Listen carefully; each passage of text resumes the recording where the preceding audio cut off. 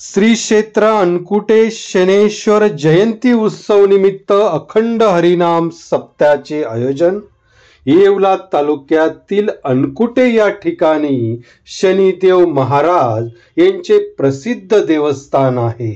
या ठिकाणी गेल्या 23 वर्षांपासून शनेश्वर जयंती उत्सव सोहळा साजरा करण्यात येतो।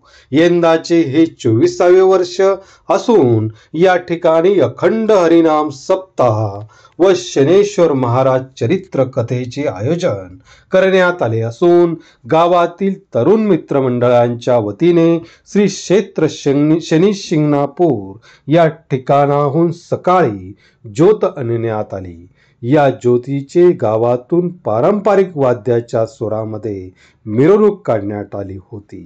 त्यानंतर शनी महाराज सभा मंडप या ठिकाणी पारंपरिक लोककला नृत्यकला सादर करण्यात आली।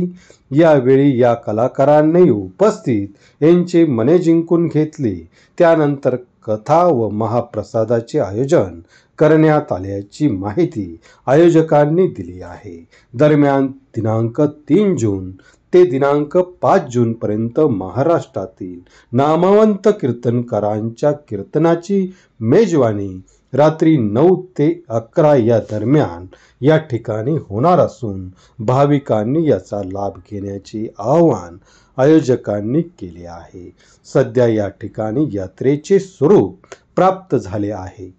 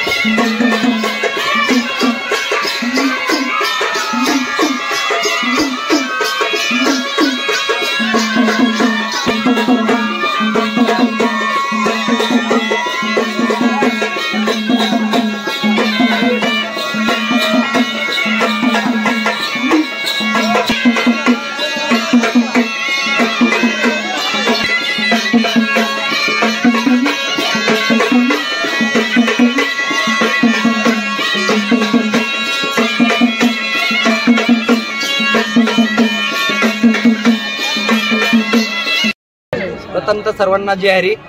भगवंताच्या कृपेने साधू संतांच्या आशीर्वादाने तसेच परमपूज्य अशोक बाबांच्या आशीर्वादाने तसेच वैकुंठवासी हरिभक्तपरायण प्रकाश महाराज पोटे तांदवडीकर बाबांच्या आशीर्वादाने चालत असलेला आपला अखंड हरिनाम सप्ताह आणि तथा ग्रंथ पारायण सोहळा आणि आपल्या या सप्ताहाची सुरुवात म्हणजे हा द्वितीय तपपूर्ती सोहळा आहे। आज या सप्ताहासाठी 24 वर्ष पूर्ण होत आहेत आणि पूर्ण होत असताना या सप्त्यासाठी जर मग सांगायचं ठरलं तर जुन्या पद्धतीची आपण सर्वांनी वाटचाल जपलेली आहे। तर ते कसं म्हणता येईल तर सांस्कृतिक पद्धतीने नृत्य जोपासलंय आणि यावर्षी आम्ही डीजे किंवा बेंजोचा वापर केलेला नाही आणि सप्ताहाची सुरुवात होत असताना आता थोड्याच वेळात कथेला प्रारंभ होणार आहे। कथा झाली की सायंकाळी हरिपाठ होईल। 5 ते 7 या वेळेमध्ये हरिपाठ होत असून नंतर संत भोजनाची व्यवस्था आहे आणि संत भोजनाची व्यवस्था झाली की त्यानंतर 9 ते 11 ठीक हरिभक्तपरायण उमेश महाराज दशरथी पंढरपूरकर महाराजांची श्रुष्टाव्य कीर्तनाची सेवा होणार आहे। सेवा होणार असून तरी आता आपण काल तरुण मित्र मंडळी श्री निलंजन ग्रुप अनकुटे या ग्रुपने श्री क्षेत्र शनी शिंगणापूर ते श्री क्षेत्र अनकुटे यापर्यंत आज या मशाल घेऊन आलेले आहे। तथा तरुण मित्र मंडळी आणि आपल्या गावातील सर्व ग्रामस्थ मंडळी भजनी मंडळाच्या सहकार्याने हा मोठ्या अगदी उत्साहाने कार्यक्रम साजरा होत असतो आणि सारे कार्यक्रम साजरा होत असताना तथा आपल्या तालुक्यातील मान्यवर असतील महाराज मंडळी असतील संत वृद्ध असतील साधू संत असतील सगळ्यांच्या कृपा आशीर्वादाने अगदी मोठ्या प्रमाणात हा उत्सव साजरा होत असतो। राम या ठिकाणी शनी महाराजांचं महत्त्व जर सांगायचं ठरलं तर हे शनी महाराज आपल्या गावामध्ये प्रसिद्ध झाले कसे आले याची मूळ भूमिका थोडीशी आपले दिलीप महाराज कासार यांनी प्रसन्न झाले. त्यांनी शनी महाराजांना आपल्या ठिकाणी आणलं आणि त्यांना कृपा अशोक बाबा मनमाडला राहायचे आणि त्या अशोक बाबाच्या सानिध्यामध्ये आपले कासार बाबा आणि त्यांच्या कृपा आशीर्वादाने ह्या आपल्या शनी मंदिराची स्थापना केली. सुरुवातीला थोडासा चौरसीचा वटा केला आणि त्यांचे ते साधा सुद्धा आपलं कार्यक्रम करायचे. जास्त मोठा काही नव्हता.